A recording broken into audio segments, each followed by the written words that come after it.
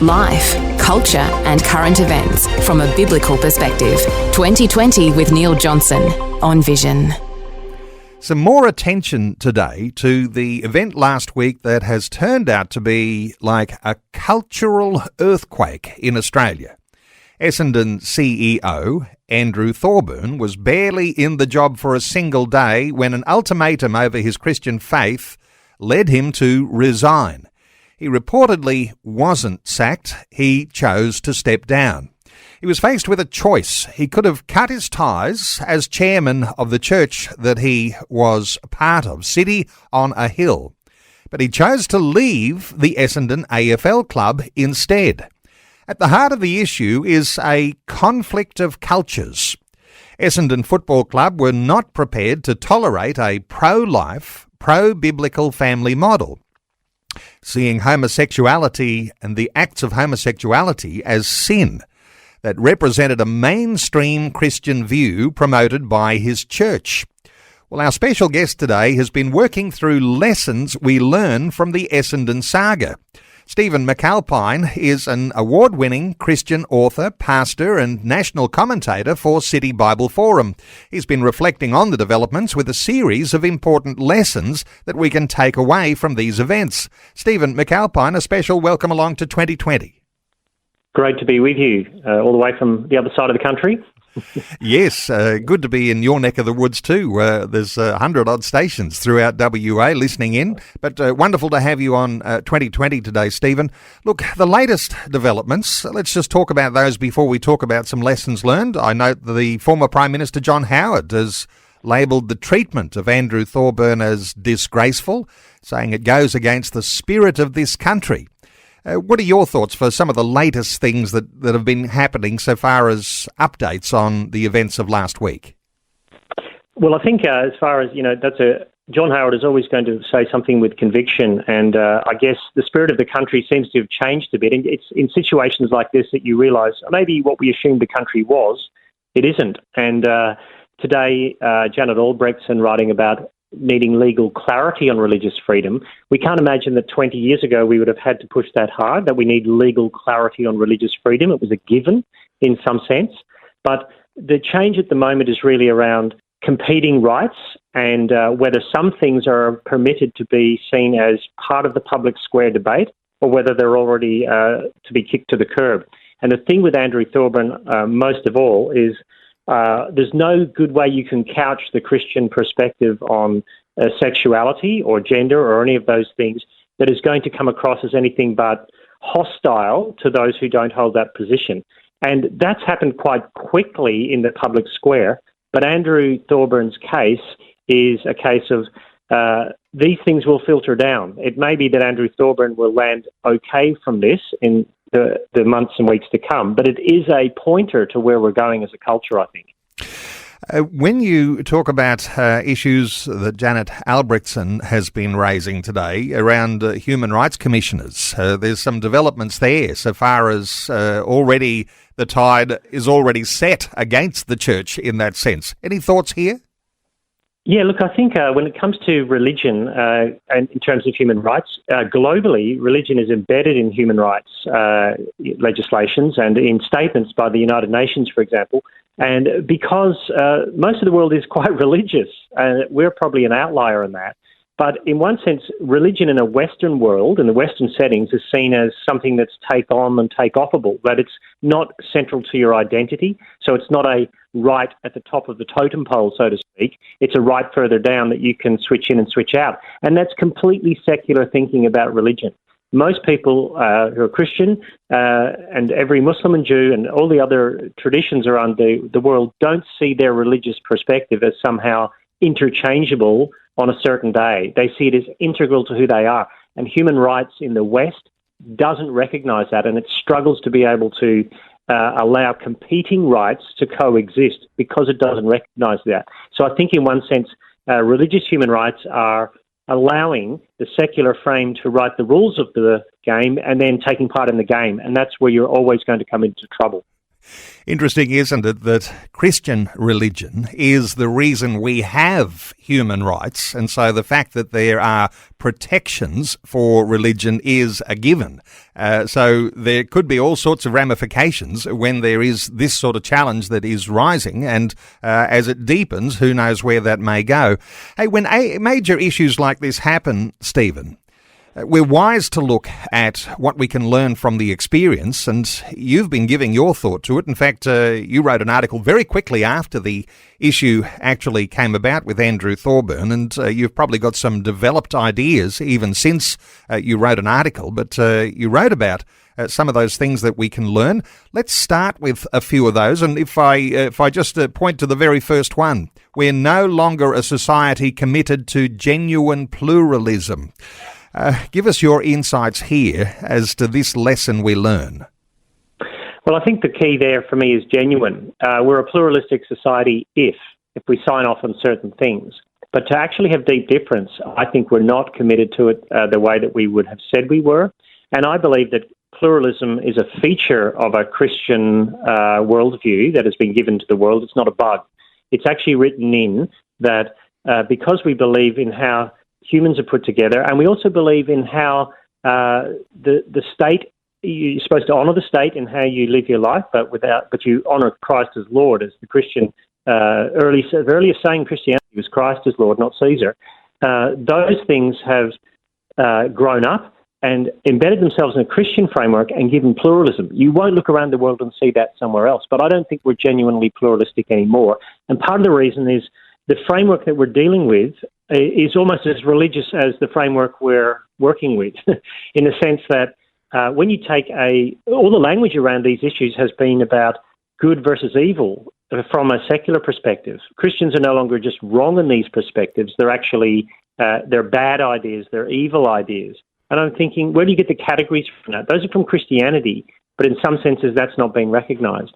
And I think that issues like this, at a top level, like Andrew Thorburn issue, they filter down into the lower reaches of our culture. And I think we'll find those things happening more and more at lower levels in jobs and situations as well. And I think that's because we're not committed to genuine pluralism. There's one narrative for the cultural frame, and it's been pushed very hard. In the introduction, I called it like a cultural earthquake. You're saying we'll look back on this as drawing a line in the sand, and it might be one man, Andrew Thorburn, that everyone's been focusing on for now, but as you say, filtering down into ordinary jobs, ordinary opportunities for Christians in a workplace who might be seeking some level of promotion, and the way that those things can introduce levels of discrimination. It is like a line in the sand, this particular event.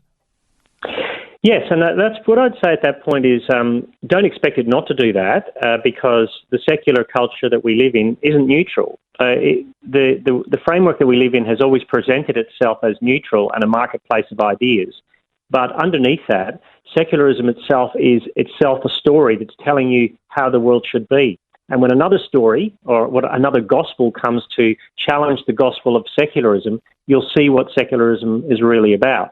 And it's much harder than a marketplace of ideas pluralism. And in a society in which we've got very different opinions in very different places, I don't think we've got the moral and intellectual and philosophical framework to hold up those deep differences and hold them in tension.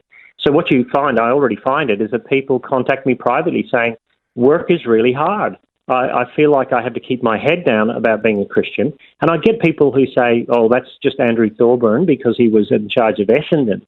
But those things do filter down. They're test cases. The reason sport has been the lightning rod over the last couple of years for several big issues like that is because sport is the new marketplace where the high-level corporate box is next to the box where, the stand where mum and dad go every Saturday night to the footy.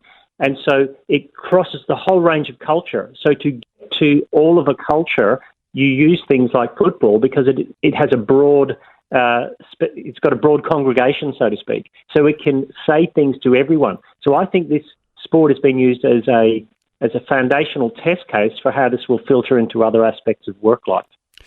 We might develop this more, but worthy of raising this early in our conversation.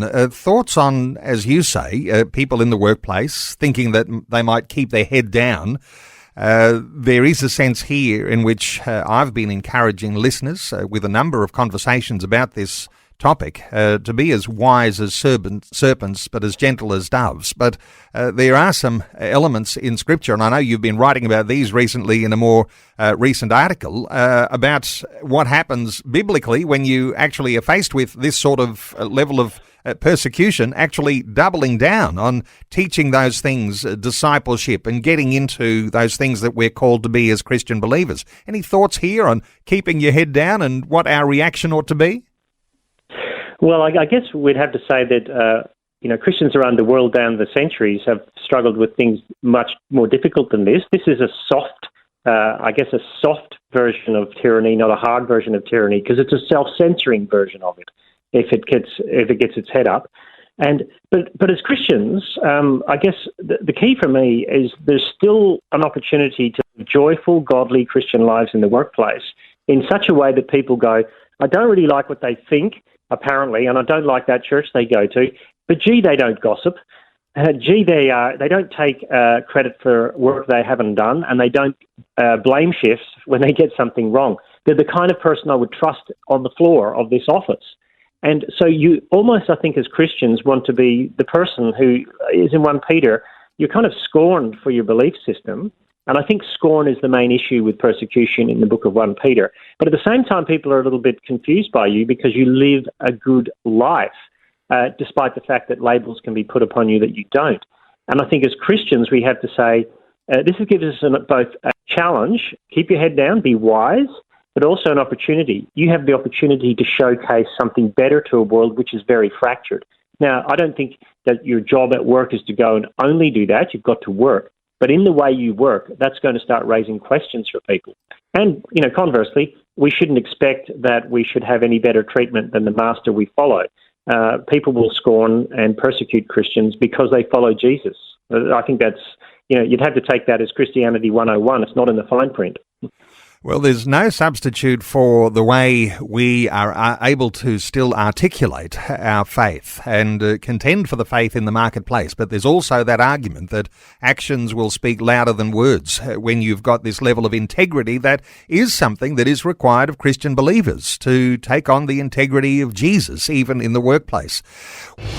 This is 2020 with Neil Johnson, helping you make sense of life, culture and current events from a biblical perspective. 2020 on Vision. Our talkback line is open too on 1800 316 316. You might have your own perspective to offer today. Our special guest is Stephen McAlpine, award-winning Christian author, pastor and national commentator for City Bible Forum. He's written an article called 8 Short Lessons from the Essendon CEO Saga. You can access that on Stephen's website, stephenmcalpine.com, and I'll mention that website a number of times through our conversation. Stephen, before we develop this further, and we've only got through one of your 8 points so far, and we'll try and get those things going quickly, but I want to invite listeners to participate as well. Adam is on the line from Marysville in Victoria. Hi, Adam. Welcome. Hi, Neil. How are you? Well, Adam, what are your thoughts for our conversation? Well, being a Christian, I'm not just a Christian, but I'm an Essendon supporter too. How do you feel about what's happened then with your favourite footy club, Adam? Well, I don't know if you know that this has actually started a chain reaction of Essendon members turning in their membership, and my mum and myself are actually two of those people. So you've contacted your club. You said, I'm terminating my membership, and that's because it's like a protest termination of your membership. Yes, and from what I've heard is that there's probably the count's probably in 1,000 now that have also done it. Adam, let's get a thought or two from Stephen McAlpine as we're talking about the lessons learned. You've already decided to take an action here, and there might be others who are members of the Essendon Football Club. There might be members of all sorts of AFL clubs because, as I understand it, the AFL hasn't itself been all that hard on Essendon. But let's get a thought or two. Stephen, your thoughts for Adam? Yeah, look, I think Essendon obviously had the right to employ who they wanted to at the outset of the process, but once they'd made that decision, they backpedaled in a way that made it clear that this is how far diversity goes in our mind, and it doesn't go any further. So what it ends up doing is disenfranchising people who go, hang on, is there something wrong with our diversity in the things that we believe? And so I think it ends up being that a football club is trying to be a social frameworker of where life's supposed to go, and it should probably stick with football. But as I said before, because it's such a public place and such a thing in the culture, such an important institution in the culture, it's using its position to position a certain view of what life's like and what life's about. And one of the things that Essendon has said, even if it didn't actually say it, is if you're a Christian and you believe these things in your workplace, you need to keep your head down and you need to realise that we don't agree with you. And in one sense, that's not Essendon's role in the culture to say, but that's implicitly what they were saying, as you see when people actually do hand in their resignation. I think other people will take it up. I don't think the majority of the culture even understands the Christian framework on sexuality or even agrees with it, but it is going to disenfranchise a huge proportion of people on this one. Adam in Marysville, thank you so much for calling in. Very, very significant contribution, saying you have resigned your membership of the Essendon Football Club. Let's take another call. Bruce is in Wondai in Queensland. Hi, Bruce. Welcome. How are you, Neil? Good, Bruce. What are your thoughts? My thoughts, can I use the word hypocrisy? We hear so much these days, everything is so totally inclusive, except what we don't agree with. Yes. And that goes right to the top, looking at some of the comments that came out of the Premier's office and things like that, where they make an allusion to their faith or religious background somewhere back in the past. But what's coming out of it is totally not what their faith and their church would promote. If you're looking for a good definition of hypocrisy, this is a good way to describe it. Stephen McAlpine, your thoughts for Bruce? Well, it's interesting, I think, when people reference their faith on an issue. And I think the Premier of Victoria said, my Catholicism wouldn't do that. Well, you don't get your Catholicism. There's the Roman Catholic Church's teaching on something, and you are either moving towards that teaching or moving away from it. Because I think today's understanding of what it means to be religious is my own spirituality. And so you've got to realise that a lot of this isn't getting back to simply whether I have one belief about one thing and one belief for another person. It's about who I am in my personality is who I totally am. My psychological self is the truest expression of myself. And if I feel that something's wrong, no matter if it contrasts with something else that I think is wrong in somewhere else or even right, I can hold those things in tension. So what happens is that spirituality in the Western world and in Australia has become highly personalised. We don't reference a set of teachings as much as we reference how we feel about those things. And so they're not going to see it as hypocrisy. They're going to see it as being true to themselves in what they believe about religion.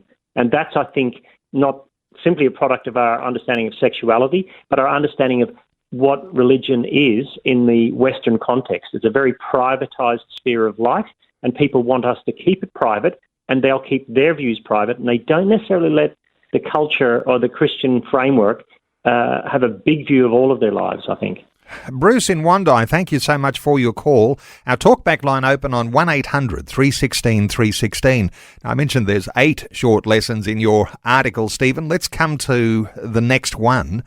And it's something that has apparently captured our national imagination, that sexual freedom is the public religion these days. Thoughts here on this lesson? Yeah, Neil, look, I've used a comment, I call it a secular age as much as a secular age, if you get the spin on that. And for as far as I'm concerned, it's that sexual freedom is the foundation stone of what my autonomy, my personal self is. So insofar as sexual freedom is the high point of who I am as an individual, that's why it is the public religion in some senses. And Carl Trueman has written a book called The Rise and Triumph of the Modern Self, and he said, individual rights are the basis upon which we've built our Western context. But now with Christianity receding, we've sort of shifted it to this sexual expression issue, that the way I am most free is when I'm liberated to express who I truly believe I am on the inside. And that ship has sailed. So Christianity tends to, you saw the interviews, I think, Neil, wouldn't you have seen them? But it was an automatic assumption that you have to argue from my position and show me how wrong I am. And there's not a level playing field in that area. If you're going to challenge the sexual freedom issue in our culture, you're going to die a political, cultural death. It's just that ship has sailed. And there's more to come, no doubt, and things will even deepen beyond where they are now. I'm just reflecting as you're sharing those things. You know, back in the marriage debate, Australia voted for homosexual marriage. What the government delivered was gender-free marriage, and that has opened the floodgates for everything that we're seeing today, and the worst is yet to come. I know you're even discussing things around the language, around pedophilia, being shaped towards attracted to minors. The way that the language changes actually changes the way our culture thinks about these things in sexual freedom. Yeah, language is the way everything is shaped. So this is really a battle about language and who gets to decide what words mean, which goes back to Through the Looking Glass from Alice in Wonderland, when she meets Humpty Dumpty in Through the Looking Glass. And in that story, Humpty Dumpty says, I get to decide what words mean. And I think that's probably where we're at the moment, that the battle around language and how to describe things is critical. So labels then become very important. Which label you put on which group of people. And with the whole marriage thing, the key for me is that the idea of marriage is pre-government. It's a pre-government institution, yet we have government saying we're actually going to redefine what marriage is. And that's a big statement. That's a big statement to say we actually understand what marriage is. But underpinning that, of course, is that marriage in our culture, not just through same-sex marriage, but over the last 50 or 60 years, has come to be seen to being finding the best and most satisfying romantic partner you want for life. It's less to do with relationship of obligation and more to do with relationships of choice and how we do those things. So it's the whole landscape has changed. Do you get what I'm saying there? Where language is now describing something that is actually different to what we would have considered biblical marriage to be in the first place. That's right. Language is, in fact, how we make culture. So definitions are important.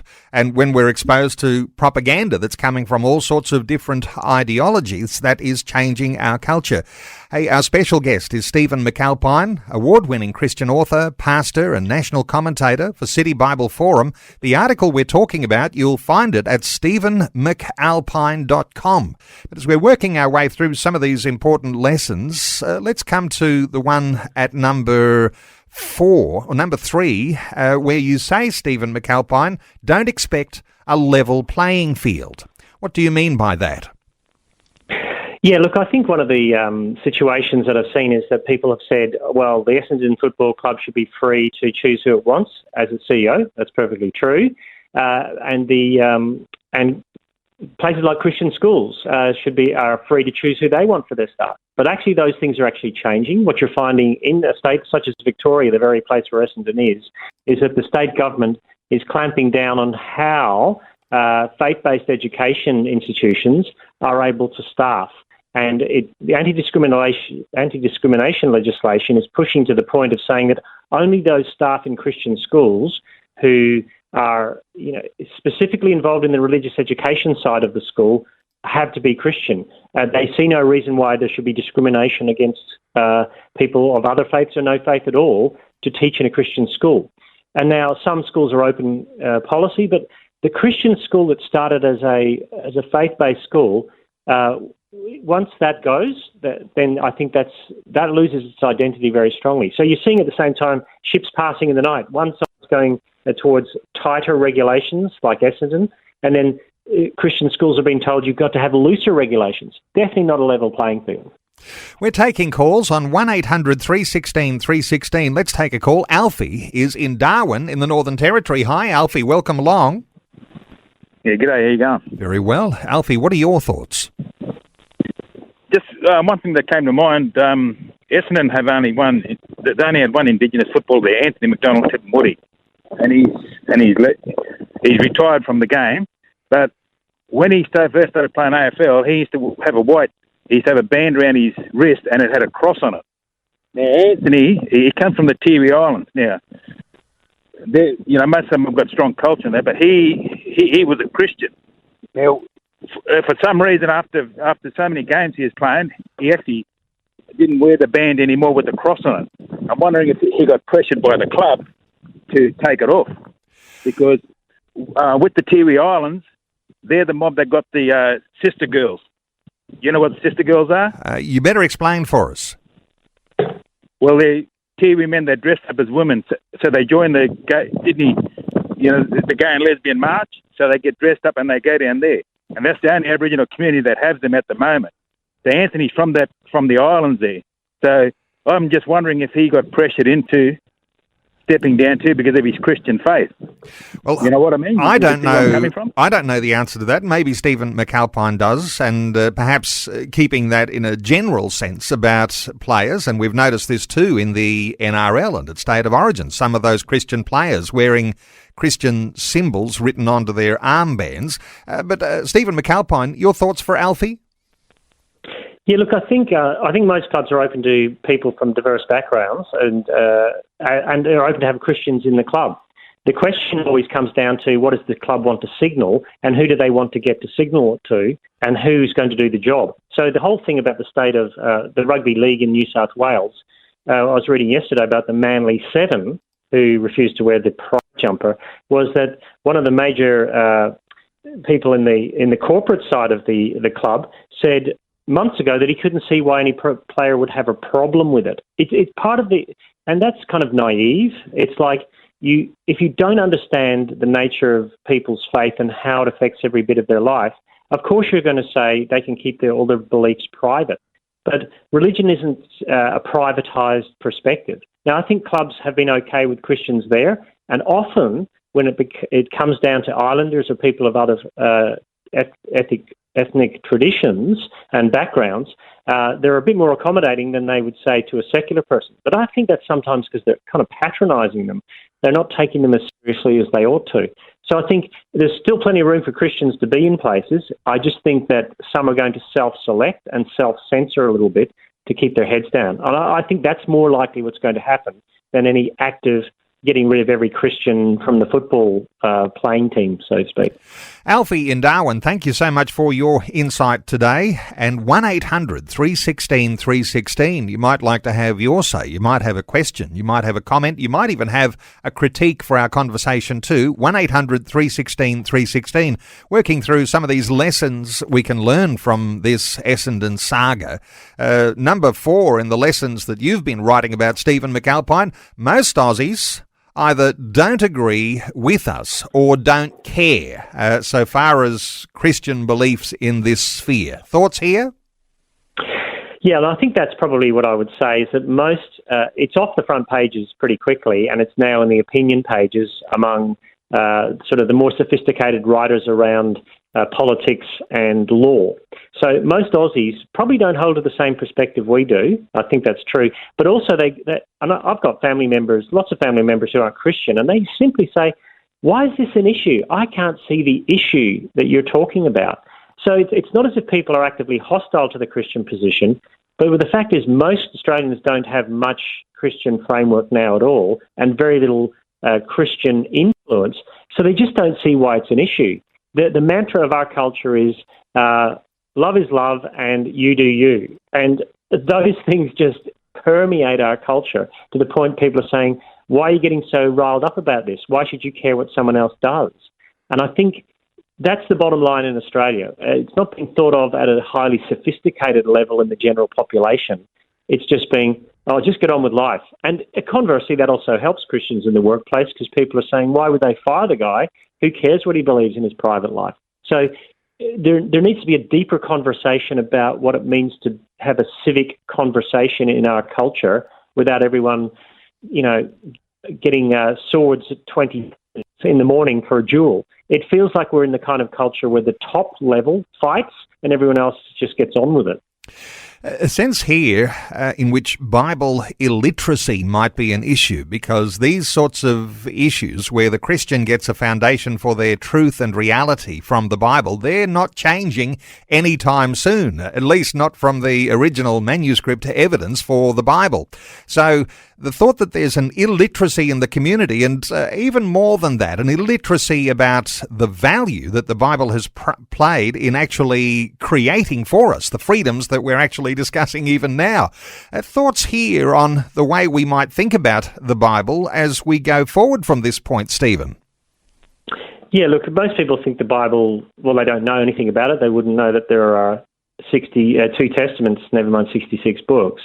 But I think part of the issue is that it's going to help Christians say, well, what do we believe? And are we practicing what we say we believe? Because it is a clarion lesson and call for the church to make sure that what they're doing in church is exactly what it says on the tin, in that sense. So it helps us think about how we get our own house in order. One of the key issues, I think, and this was raised by John Dixon, I thought it was a very good point, is that Christians, because of Jesus, have a paradigm for loving someone who they really strongly disagree with the way they are living. We've got a paradigm to love someone without agreeing with them on their lifestyle, and the secular culture just doesn't have that. So we know that God loved us, not while we were sort of good little puppy dogs sort of wagging our tail at him, but when we were Rottweilers baring our teeth at him. And so we know that we have been loved despite how we've behaved. So the gospel allows us to do that. But our secular culture doesn't have that. It can't hold the tension of disagreeing with someone but still holding them in high value. And I think as Christians start to explore that, we'll understand a little bit more about what it means to be in conflict with our culture on that point. So I think people just don't have an understanding of the Bible at all, or why human rights in the way we understand it in the West is embedded in the first couple of chapters of the Bible in Genesis. And there's just, I don't know if you've read Tom Holland or listened to his podcasts. He's a UK historian, and he's not Christian. But he says that's where human rights are based in the Western world. They're based in the biblical framework. And he says they're not universal, they're actually biblical. The book you're talking about is called Dominion by Tom Holland. Not an easy read, but just a powerful insight into how those human rights have developed. But amazing insight from you too, Stephen McAlpine. The Christian paradigm involves loving those we don't agree with, but the secular paradigm does not, and that'll have ramifications down the track if we ignore or lose track of our Christian paradigm. Let's talk some more about some of these lessons. So you say in lesson number 5, don't expect a fair hearing. What do you mean by that? Well, I think we saw that in the Sunrise interview with their pastor from City on a Hill. It felt like a hatchet job, a gotcha moment, where it wasn't genuine inquiry.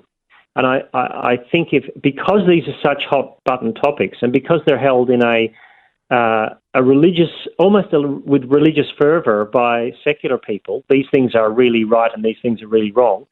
There's not a marketplace of ideas where you can come into the mainstream media any longer and have a fair hearing on this, not generally anyway. And so I think we've just got to assume that if you're to get on a program like that, you've almost got to highlight the difference between the Christian perspective on life and the non-Christian perspective on life. You've almost got to play up, use your supposed weakness as your strength to say, we don't see the world the same way you do. We don't have the same vision of where we're going as humans. We have a very different vision of what life is about, and we don't apologise for it. But that's very different to going on to somewhere and trying to, ward off the sort of the questions by trying to sound reasonable, because their assumption already is you're not reasonable, you're unreasonable, and I'm going to show the world how unreasonable you are. And I think that's a lesson. You're on a high to nothing on that one. And as you say, an illustrated lesson watching Koshi unload on the pastor from City on a Hill, an amazing demonstration of that intolerance. 1-800-316-316 to join in our conversation. Let's take another call. Paul is in Glenrowan in Victoria. Hi, Paul. Welcome. Thank you, Neil. Thank you. My comment is in regard to what we as Christians are saying to the world. My understanding is that somebody saying that abortion is murder gave the impetus for this Essendon bloke to be able to be picked on. And I'm finding this more and more that we seem to be pointing fingers, whereas we should be just saying, here's the gospel. Good point. And as I understand it, the reflection on the pastor of the City on the Hill Church was from a sermon back in 2013 in which he made a comparison of abortion to the Jewish Holocaust. And an interesting comparison, and one that people get very upset about. And there are others who might argue that a comparison to the Holocaust is not even a comparison at all, because the abortion numbers are so much bigger than what happened even in the Holocaust. But that could be an argument for another day. Let's get a thought or two from Stephen on whether the keeping the gospel at the centre and ignoring some of these things might be a way forward. Any thoughts here, Stephen? Yeah, I think it's a both-and issue. If you don't keep the gospel at the centre of it, and I've spoken to some more culturally conservative non-Christian commentators who are quite angry about this. But I think if you keep the gospel at the centre, you don't get angry. You go, we want to love people, and we want to be careful how we couch language. I think that's important, without pulling our punches. So keeping the gospel at the centre says you don't go into... It gives you a stance that I'm part of the problem. I'm not just part of the solution when I look at the gospel. I'm part of the problem. I'm a perpetrator of sin, not just someone who would say, hey, that issue is a sin. So that's critical. So there's two issues at stake. The church has to be about promoting the gospel and sharing the gospel and being very clear about it. In the public square, I think Christians can work for the public good, and there are specific Christians who are very good at navigating that public square wisely and in ways that sort of undermine the cultural narrative. And I think we've got to think smarter about how we do that, because I don't just believe that living a life that's according to biblical sexual ethics is good for the church. I believe it's actually good for the culture. So I'm going to argue for it in the cultural square, not to impose it on everyone, but to show that this way of living is a good way of living because it goes with the grain of God's intention for humanity. Now, that's the conversation we're going to have to figure out, because the church is still supposed to proclaim the gospel clearly and offer whosoever will come to Jesus, come. Because everyone comes to Jesus as a perpetrator of sin, not just a victim of sin. And Christians do as well. So we have to see ourselves humbly as part of the problem, and we don't get everything right. At the same time, the public square has to be a place where we can have those kind of conversations. I think we'll lose something if we lose that. Well, Christians, just sinners saved by grace. Paul in Glenrowan, thank you so much for your call. 1-800-316-316. Let's take another call. Samantha is in Renmark in South Australia. Hi, Samantha. Welcome. Hello. Samantha, what are your thoughts? I've been an Essendon supporter since I was about 10 years old, and I'm now nearly 50. I've been a member for about the last 15 years, and yes, I'm absolutely disgusted with the way they've treated the CEO.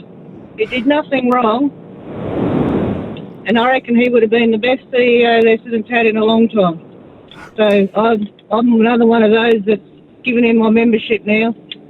Wow. I no longer support a team like that. We're hearing it truly has divided supporters of the Essendon Football Club. They may well reap a little whirlwind there. Stephen, a thought or two for Samantha? Yeah, that sounds like it rings true with lots of people. That the CEO, Andrew Thorburn, in his previous role, was able to hold the tension between promoting things he didn't necessarily agree with personally, but seeing that not everyone had to hold the same opinion. And I think he would have been a perfect person for diversity because he shows it in its absolute ability to hold tension, that he could have held the tension of promoting the club and its values at the same time that he held his own values. That's what it means to be the Daniel in Babylon. And Essendon couldn't see that because they have a certain understanding of what diversity looks like. And then, of course, I think the Premier of Victoria got stuck in a way that was unhelpful. And I think even if Andrew Thorburn had pulled out of his church role, he was a dead man walking. He wouldn't have lasted a month in that job. It would have brought him down. And I think that's unfortunate that Essendon allowed the mob rule to call that situation, because I think that in the end, the leadership was afraid of the blowback they were going to get. But whatever they do now, they're going to get blowback because they haven't been strong enough to make strong decisions. Samantha in Renmark, South Australia, thank you so much for sharing your thoughts with us. We'll put a line under any calls now, and just a few minutes remaining for the conversation, and we haven't covered all those 8 points. Let's just talk very quickly about what the points are, and we might not be able to go into detail. Listeners might like to read your article, but the thought that we need to monitor what we put online. A quick thought on that one, Stephen. I did mention that about you might want to be careful about what sermons you leave up and for how long. And some people said, no, that's not brave. But the point of preaching the gospel is your church is open, the doors are open for anyone to come in.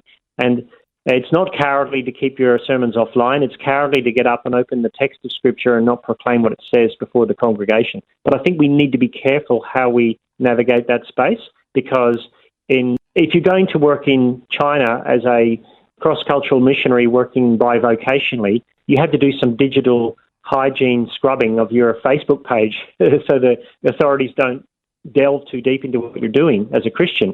And I think we've got to think about that in our own setting as well.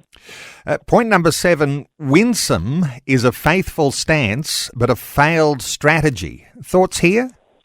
Yeah, I wrote that and people said, we should be winsome. And I'm saying exactly, we should be winsome. We should be gentle and respectful of every conversation we have with every person we have, but don't think that will get you a hearing. You're supposed to do it because Jesus, when he was reviled, did not revile again, as it says in 1 Peter. You're supposed to do it because that's the godly thing to do, but don't assume that it will win you a hearing or get you what you want. Winsome isn't for pragmatism, it's for principle. And you can be as winsome as you like about these issues, but underneath people are still going to say you're a bigot. So they're not going to believe you, even if you are winsome. So I think it's what you should do because Jesus did and his followers did, but it's not going to necessarily win you the case. And the lesson number 8, every situation is an opportunity to witness to Jesus. Thoughts here as we top things off, draw some loose ends together, Stephen? Yeah, well, you'd have to believe that God's in control, that a lot of people who've never heard City on a Hill Church might have actually listened to one of their podcasts or their most recent sermon just out of curiosity, that it's not outside God's ability to bring something good out of something bad. In fact, that's the point of the cross, that it says, as the Apostle Peter says, evil men nailed him to a tree, but God used that for our salvation. So I think even a statement where the Purple Bombers, Essendon's Pride Group leader, said, I just didn't think he would choose the church over the football club. And I'd hope that gets people asking questions about people's values and people's integrity, that he would choose to be with the scorned group rather than the football club. And I think that's a big, big statement. So the witness of faithful Christians in the public square can make people who are asking, what's life all about, ask some deeper questions. I think that was a good move, and that God can use every situation to witness to his gospel. There'll no doubt be a lot more said around this issue. And as you say, Stephen McAlpine, somehow or other it's disappeared off the front pages and it's gone into the opinion pieces. But there'll be all sorts of things that we can continue to glean from this. And my suspicion is it's probably not gone from the front pages yet. But you might like to follow through. Wait for the next round. And there'll be another round, as you say. Yeah. Stephen McAlpine, award-winning Christian author, pastor, and national commentator for City Bible Forum. Now, 2 websites you might want to check out: StephenMcAlpine.com and CityBibleForum.org. StephenMcAlpine.com and CityBibleForum.org. On Stephen's website, you'll find that article, and you might like to reflect on those 8 points, and there might be some more lessons to learn as we continue, and we might have you back on another day if we can, Stephen, and talk through some more of these issues or on other big hot topics that are on at the moment. But Stephen McAlpine, thank you so much for taking some time today to share your thoughts and your heart with us on 2020. Thanks so much, Neil. It was great to be with you and your listeners. Thanks for taking time to listen to this audio on demand from Vision Christian Media. To find out more about us, go to vision.org.au.